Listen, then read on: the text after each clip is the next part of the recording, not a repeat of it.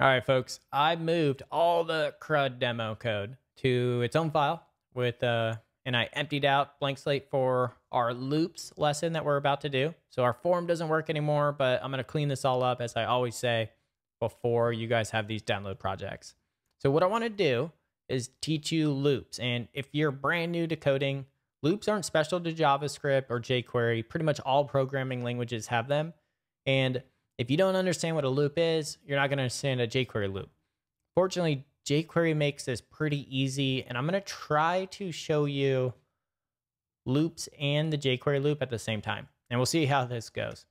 Well, what is a loop? A loop is iteration. So we previously were doing stuff like this: big list, li, CSS, color, red.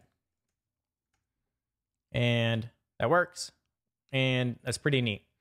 But what if I wanted to individually go one by one by one through all of these and apply individual styles? And what I mean by that is, if we would log the length of what jQuery is doing this automatically for us, so we didn't have to it automatically made all those LIs red.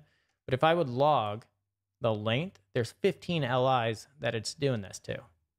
So let's loop through those 15 items using the jQuery helper method called each. And what we'll do is pass a function just like any other.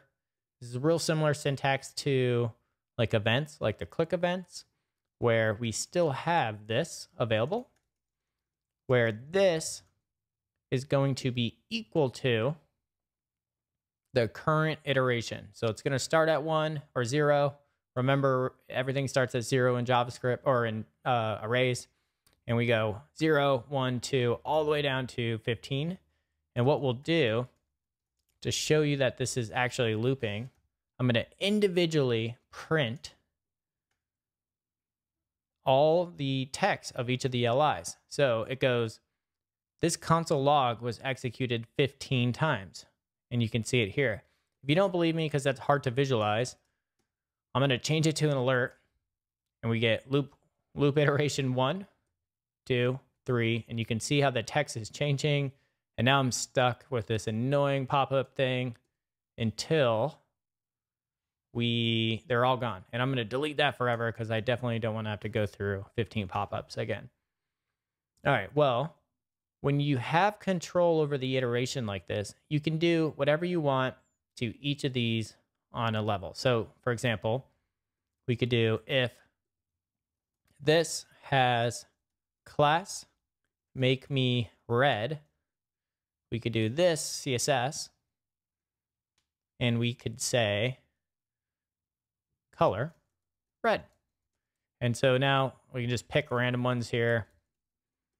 Make me red, refresh, and that one's red. We can do this one down here. Make me red, refresh, and that one's red. And you can kind of see where a little bit of value comes from. When you're kind of just starting off, you're going to be able to get away with not having to do loops, but that's kind of how it works. And hopefully you get the idea where this kind of comes from.